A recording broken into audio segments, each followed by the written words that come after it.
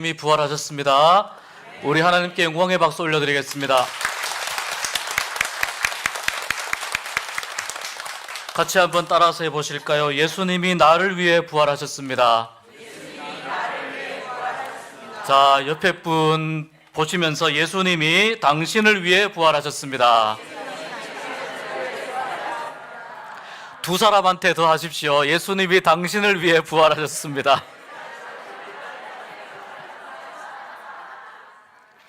오늘 부활의 은혜와 기쁨을 마음껏 누리는 복된 예배 되시기를 축복합니다.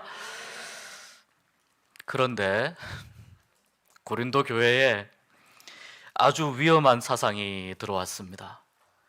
부활을 막 기뻐하고 즐거워하고 우리 교회처럼 이렇게 부활을 기뻐해야 되는데 고린도 교회에 좀 위험한 사상이 들어왔습니다. 사실 교회는 언제든지 이러한 위험한 사상이, 이단의 잘못된 사상이 들어올 수 있습니다. 그 위험한 사상은 죽은 자의 부활이 없다는 이야기입니다. 죽은 자의 부활이 없다.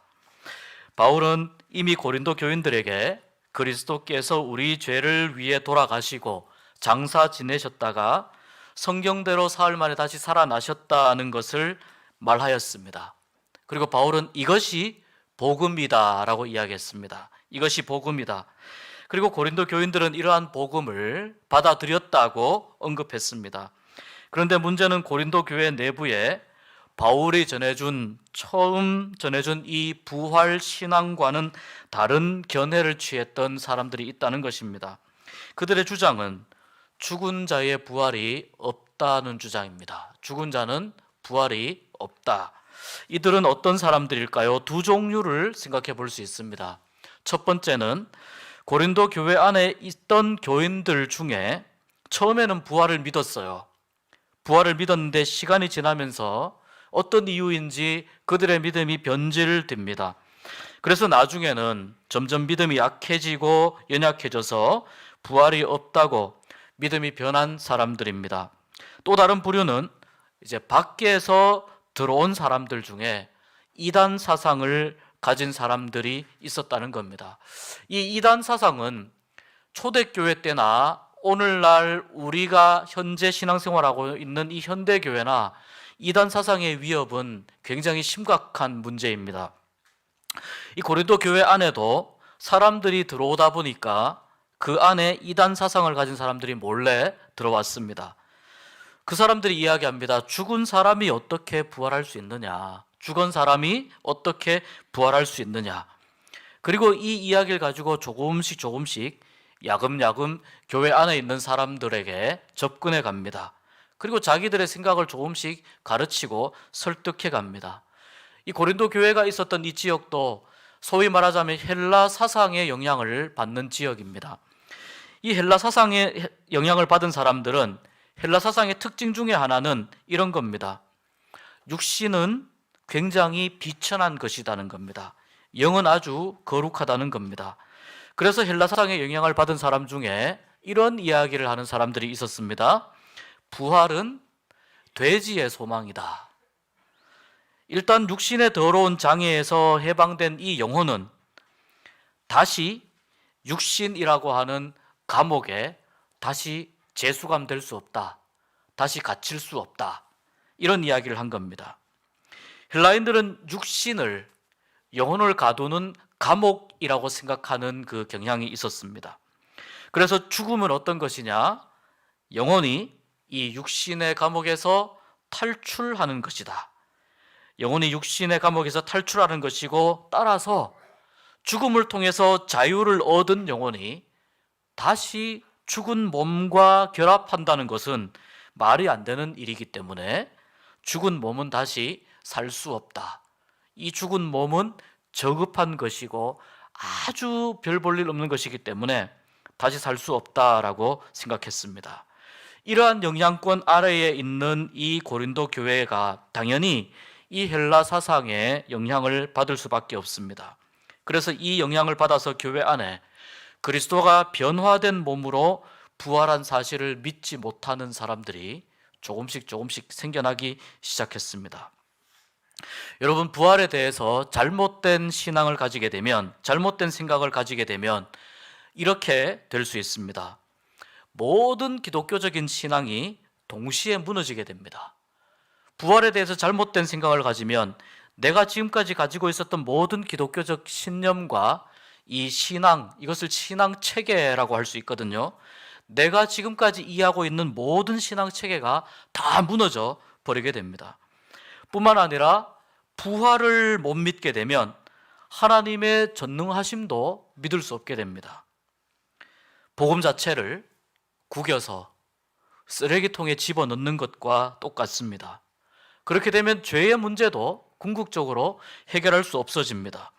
따라서 예수님의 부활을 믿지 못하는 것, 부정하는 것은 우리의 인생이 이 땅에서 죽으면 끝난다 라고 생각하는 것과 똑같습니다. 이것은 바꾸어 말하면 하나님께서 우리에게 생명을 주셨기 때문에 우리의 생명을 하나님이 다시 살릴 수 있다는 생각도 거부하는 것이 됩니다. 그러니까 하나님의 천지 창조도 부정하는 꼴이 되어버립니다. 한마디로 모든 기독교 신앙 체계 자체가 다 무너지는 그런 비극을 맞이하게 됩니다. 반대로 부활을 인정하고 부활을 믿게 되면 어떤 일이 일어날까요? 인간의 탐욕과 죄를 바탕으로 만들어진 이 세상의 모든 것들이 헛되다고 하는 것을 깨닫게 됩니다. 그렇다고 해서 우리가 노력을 하지 말라는 뜻이 아닙니다. 왜냐하면 하나님은 사람에게 창의성을 주셨기 때문에 무언가 계속 만들고 개발하고 새로운 이론을 발전시켜가고 해야 하는 이 능력이 인간에게 주어져 있습니다. 하나님을 닮은 존재이기 때문에 그렇습니다. 그런데 문제는 그 안에 인간의 탐욕과 인간의 욕심이 작동한다는 것입니다. 그래서 하나님이 주신 창의성을 제대로 발현하지 못하는 것들을 보면서 이것은 헛되고 무의미한 것이라는 것을 깨닫게 된다는 것입니다. 또 아무리 이 세상에서 화려한 삶을 살게 된다 하더라도 불과 우리가 100년 안팎으로 지나가는 이 유한한 인생이 여기에 모든 것이 다 들어있지 않고 여기에 참된 가치가 없고 허무한 것이라는 것을 깨닫게 됩니다. 우리에게 주어진 이 땅에서의 삶이 정말 가치 있고 옳은 것으로 바른 것으로 채울 수 있는 그 무엇이 있지 않겠느냐라는 걸 깨닫게 되고 따라서 함부로 살지 않게 됩니다. 이것이 부활이 주는 우리에게 주는 큰 유익입니다. 그래서 인생 앞에 교만해지지 않게 됩니다. 죽음 앞에서 겸손해지게 됩니다. 우리가 지금 보고 경험하는 이 세상이 전부가 아니라는 것을 알게 되고요. 죽음 이후에 또 다른 삶이 있다는 것을 깨닫게 되고 하나님을 경외하는 신앙심이 싹트게 됩니다.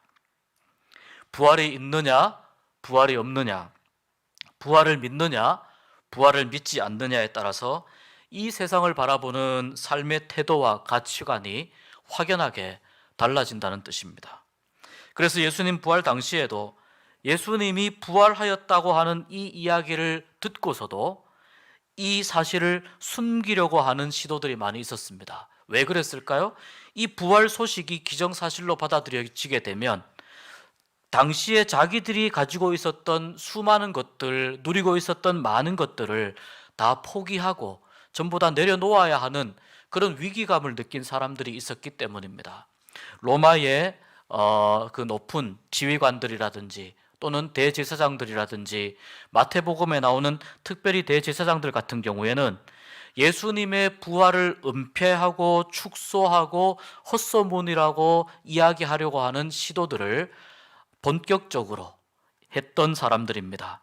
이렇게 이야기했습니다. 예수의 제자들이 예수님의 시체를 훔쳐갔다고 소문을 내게 해라 이야기했습니다. 예수님의 제자들이 예수님의 시체를 훔쳐갔다는 소문을 내게 한 거죠. 또 이들은 예수님의 무덤을 지키고 있던 그 군병들이 이 지진이 일어나고 무덤의 돌이 열리고 예수님께서 부활하시는 광경을 다 지켜보았던 그 군병들의 입을 막기 위해서 그들에게 뇌물을 주었습니다. 그들에게 돈을 주어서 더 이상 너희들이 보고 겪고 들은 것을 말하지 말라고 이야기하게 했습니다. 또 예수님이 죽으신 것이 아니다. 사실 예수님은 십자가에서 잠시 기절한 것이다 라고 가르치는 부류들도 있었습니다. 뿐만 아니라 사실은 예수님이 십자가에 육신으로 달린 것이 아니라 그냥 십자가에 달린 것처럼 보인 것이라는 거죠.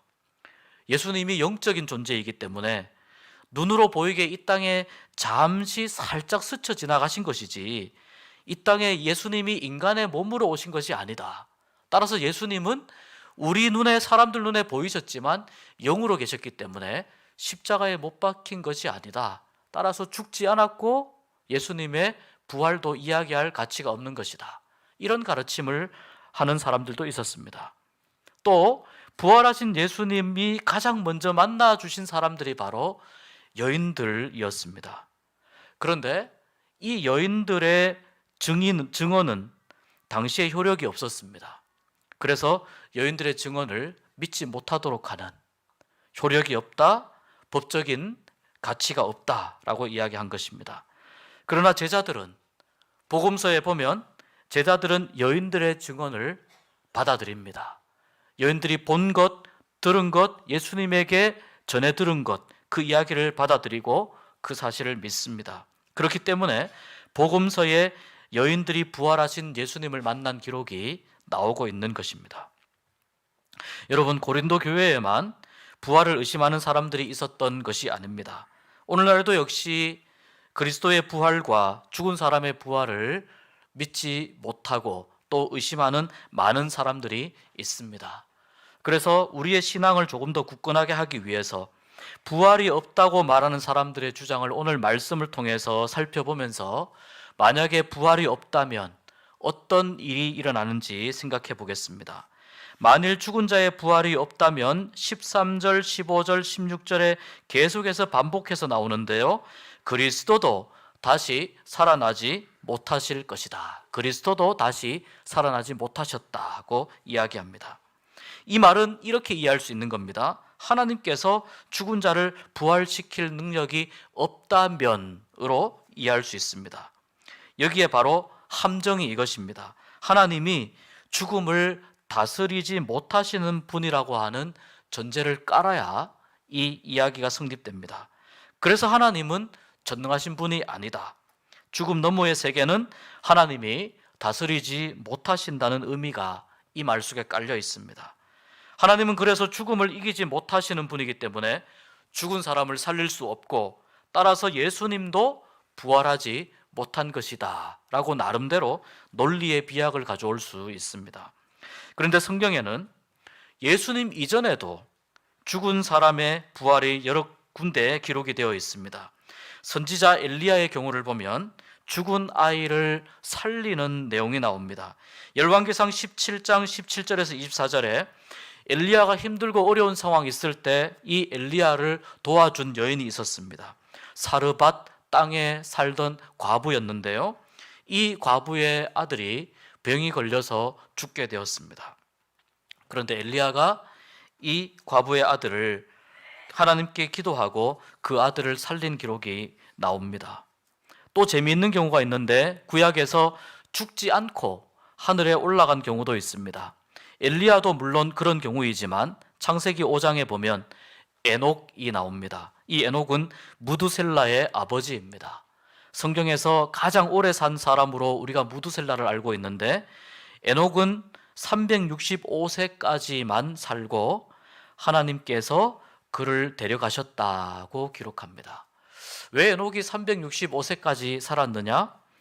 에녹이 하나님과 동행함으로라는 표현이 나오거든요. 하나님과 동행함으로 365세까지, 이 말은 1년이 365일이니까 하루하루 계산해서 우리도 에녹처럼 하나님과 동행하는 삶을 살면 좋겠다, 그런 의미에서 이 365세를 그렇게 해석하는 경우도 간혹 있습니다. 아무튼 하나님이 에녹을 데려가셨다고 성경은 기록을 하고, 다른 사람들은 어떻게 기록하느냐 보니까 전부 다 몇 살을 살고 죽었다라고 기록합니다. 완전히 다른 것이죠. 구약에서도 그렇게 보면 하나님께서 이미 죽음을 스스로 다루고 계시는, 하나님께서 죽음을 마음대로 다루고 계시는 곳이 여러 곳에 나옵니다.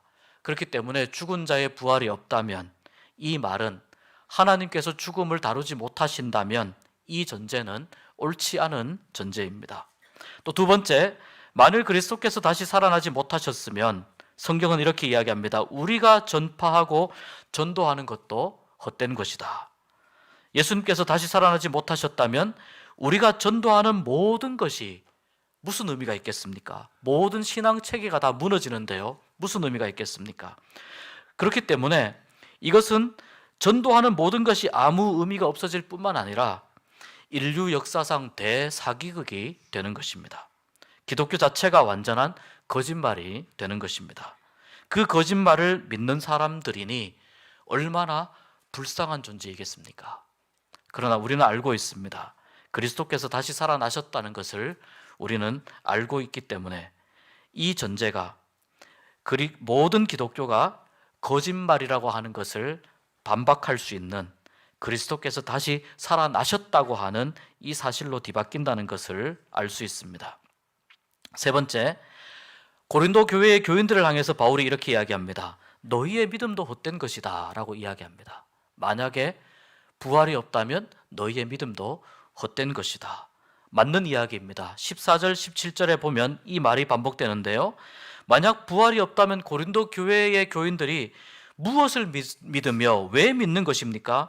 뿐만 아니라 오늘 이 자리에 모인 우리의 믿음도, 고린도 교회의 믿음을 걱정할 게 아니라 오늘 우리의 믿음을 걱정해야 될 판입니다. 또한 역사상 우리도 가장 큰 사기극의 희생양이 되는 것입니다. 우리 또한 사기극의 주범이 되는 것입니다. 가장 중요한 것은 우리가 지금까지 믿고 살아온 이 모든 시간들과 삶이 아무 의미 없는 쓰레기가 되는 것입니다. 너무나 허탈하고 한심한 인생이 되는 것입니다. 또 만약에 부활이 없다면 우리 모두가 다 하나님의 거짓 증인이라고 바울이 이야기합니다. 우리가 하나님이 그리스도를 다시 살리셨다고 계속해서 증거하기 때문에 이 말이 거짓 증언이라는 것입니다. 우리 모두가 믿는 하나님이 따라서 거짓말쟁이가 되고 그 하나님이 하신 모든 일들에 대해서 이야기하는 건 모두가 다 거짓말이 되는 것입니다. 그리고 마지막으로, 만약 부활이 없다면 그리스도 안에서 우리가 바라는 것이 이 세상의 삶뿐이라는 결과가 나옵니다. 따라서 우리는 모든 사람들 가운데 가장 불쌍한 사람들입니다. 부활이 없다면 세상에 우리만큼 불쌍한 사람들이 없습니다. 앞에서도 언급했지만 부활이 없다면 우리가 살아가는 삶이 이 땅에서 끝나는 것이 되는 거죠. 그렇다면 굳이 의롭게, 진실하게, 정직하게 용서하면서 사랑하면서 하나님을 전하면서 그렇게 살 필요가 있을까라는 생각이 듭니다. 하나님이 없고 죽음이 끝이라고 생각하는 사람들 중에 이런 분들이 있습니다. 다른 사람들에게 피해 주지 않고 내가 누릴 것을 누려가며 살면 된다고 생각하는 분들이 있습니다. 도덕적으로 굉장히 훌륭한 분들이고 좋은 인격을 가진 분들입니다. 그리고 신학적으로도 상당히 괜찮아 보입니다. 그런데 그 생각은요, 사실 자기 중심적인 기준에서 나오는 생각입니다. 결국 나의 만족을 위한 생각이 되는 것이고, 내가 이 정도 살면 괜찮은 삶을 사는 것이다 라고 생각하는 자기의 생각에 갇혀서 살아가는 사람의 모습일 수가 있습니다. 부활이 주는 가장 큰 교훈은 사람에게 죽음이 어떤 의미로 다가오느냐의 문제입니다. 부활이 없다면 이 죽음까지의 인생만 생각하게 되기 때문에 자연스럽게 사람이 생각할 수 있는 그 범위에서 더 벗어날 수가 없습니다.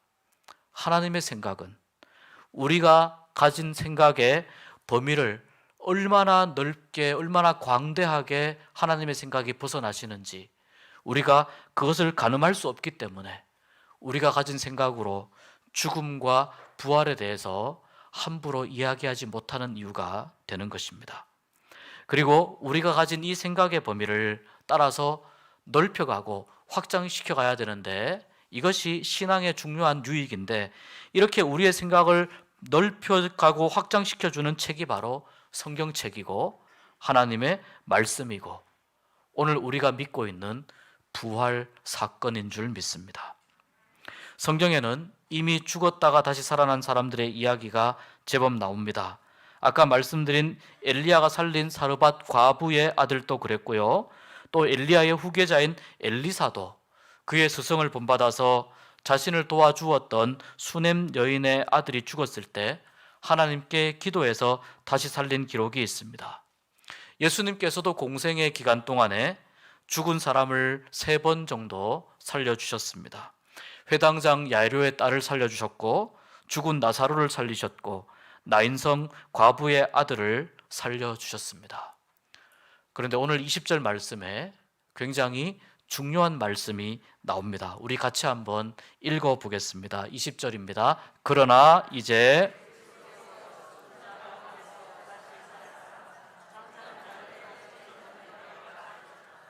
아멘.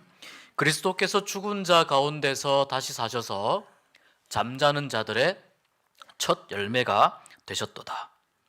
제가 조금 전에 이미 예수님이 부활하시기 이전에 성경에 여러 명의 죽은 사람들이 다시 살아난 경우가 있다고 말씀드렸는데, 어떻게 그리스도께서 잠자는 자들의 첫 열매가 되신 것일까요?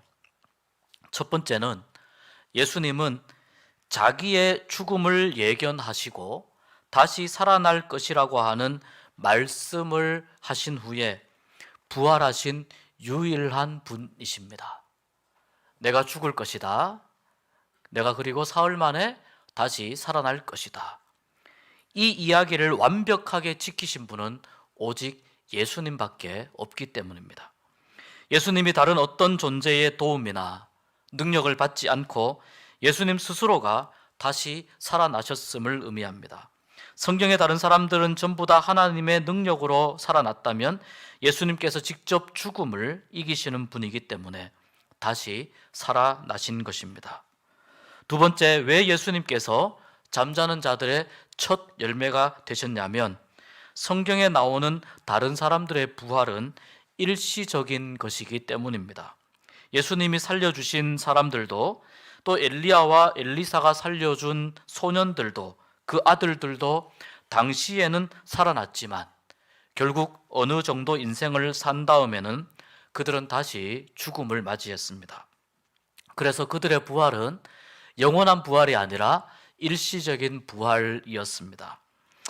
그들은 죽음을 경험한 사람들이지 영원한 부활로 살아난 사람들이 아니었습니다. 그런데 예수님의 부활은 어떻습니까? 일시적이거나 순간적인 부활, 기적이 아니라 예수님은 영원한 부활로 다시 살아나셨습니다. 그래서 다시 죽음을 맞이하지 않으셨습니다. 세 번째, 예수님께서 잠자는 자들의 첫 열매가 되신 또 하나의 이유는 성경에 나온 사람들의 부활과 예수님의 부활이 완전히 다른 차원의 부활이기 때문입니다. 성경에 나온 사람들은 말 그대로 죽음을 경험한 후에 다시 살아나서 그 육체가 인간의 몸 그대로입니다. 그런데 예수님은 부활하신 후에 완전히 다른 육신을 가지셨습니다. 썩지 않는 육신을 가지신 것이 틀림없습니다. 그래서 그 모습 그대로 하늘로 승천하셨습니다. 올라가시면서 말씀하셨습니다. 이 모습 이대로 내가 다시 내려올 것이다 말씀하셨습니다. 이러한 성경의 기록을 토대로 볼 때 다른 사람들은 잠시 죽은 후에 다시 살아났다면, 예수님께서는 참된 의미에서 부활하신 모습으로 12 제자들에게 나타나셨고 여인들에게, 사도들에게, 또 바울의 고백에 의하면 500여 명의 형제들에게, 또 야고보와 마지막은 만삭되지 못하여 난 자 같은 부족한 바울에게 나타나셨습니다. 예수님께서 부활하신 몸으로 다시 나타난 그 모습을 만난 사람들은 그들의 인생이 완전히 뒤바뀌는 것을 경험합니다. 가치관이 바뀌고 그들의 삶이 바뀌는 것을 경험합니다. 그들에게 거룩한 변화가 일어나는 것입니다. 이것 또한 예수님의 부활이 첫 열매가 되는 중요한 이유입니다. 그래서 우리는 예수님이 잠자는 자들의 첫 열매라고 분명하게 이야기할 수 있는 것이고, 예수 그리스도께서 우리에게 보여주신 이 부활의 모습을 언젠가는 우리도 그대로 따라간다고 하는 희망과 소망 안에 거할 수 있는 것입니다.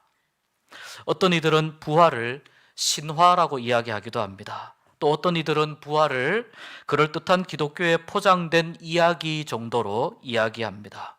어쨌거나 종교가 잘 되기 위해서는 그 종교의 창시자가 매우 거룩하고 놀라운 분이어야 되는데, 그런 이야기 속에 있는 하나의 신격화의 산물이다라고 이야기하기도 합니다. 부활이 믿어지지 않고 또 믿지 못하고, 부활이 내 마음속으로, 내 심령 안으로 이 부활이 들어오지 않기 때문에 그렇습니다. 예수님의 부활 사건을 직접 겪었던 당시의 로마의 지배층들과 종교 지도자들도 믿지 못했으니, 오늘날 이 긴 시간 동안 사람들에 의해서 전해지는 이 부활의 이야기를 오늘날 많은 사람들이 믿기 힘든 것도 한편으로는 이해가 갑니다. 그러나 분명한 사실은 예수님은 인류 역사 속에서 부활하셔서 잠자는 자들의 첫 열매가 되신 유일한 분이라는 사실입니다. 죽었다가 살아난 사람이 혹 있어도 예수님과 같은 부활은 인류 역사 속에서 단 한 번밖에 없습니다. 이것이 성경의 증언이고 수많은 증인들의 증언 속에서 오늘 우리에게까지 전해지는 진리인 줄로 믿습니다. 우리가 가진 믿음이 이 예수 부활의 확고한 신앙적인 토대 위에 세워지게 되기를 간절히 소망합니다. 그래서 아무리 허탄한 이야기들, 세상의 잘못된 이야기들, 아무리 설득력 있는 이야기로 이 신앙을 흔들고자 하여도 흔들리지 않는 그러한 믿음의 집을 지을 수 있는 예수 그리스도의 부활이 우리의 신앙의 터전이 될 수 있는 은혜가 있기를 주의 이름으로 축복합니다. 나를 위해 죽으시고 나를 위해 사신 예수님의 부활을 역사적 사실로 받아들이고, 뿐만 아니라 나의 굳건한 믿음의 기초, 신앙 고백의 핵심이 예수께서 나를 위해서 부활하셨다, 예수께서 우리를 위해서 부활하셨다고 하는 이 사실 위에, 이 믿음의 고백 위에 우리의 믿음이 든든히 세워질 수 있기를 축복합니다. 오늘날 신앙이 너무나도 많이 흔들리는 시대에 살고 있습니다.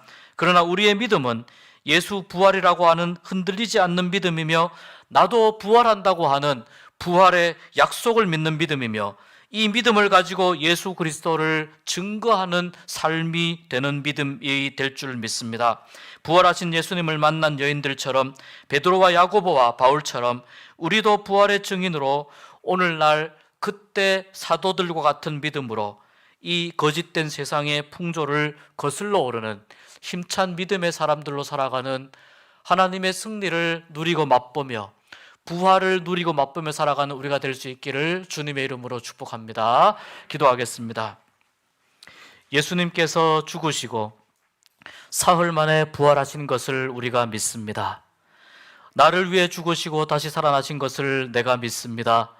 우리를 위해 죽으시고 살아나신 것을 우리가 믿고 고백하는 거룩한 공동체가 되기를 소원합니다. 우리가 부활의 믿음 가운데에 신앙을 세워가게 하여 주시고, 이 부활의 증인으로 살아가는 저희들이 되게 하여 주시옵소서. 그 어떤 생각들도, 그 어떤 유혹들도, 그 어떤 잘못된 사상들도 이 부활 신앙을 흔들지 아니하도록 굳건히 붙잡아 주시고, 우리의 심령 가운데에 뿌리 깊이 박혀서 우리가 부활을 붙잡고 부활 소망과 부활의 기쁨과 부활의 능력으로 이 세상 가운데에서 빛으로 소금으로 드러나는 그리스도인으로 살도록 은혜를 베풀어 주시옵소서. 예수님 이름으로 기도하옵나이다. 아멘.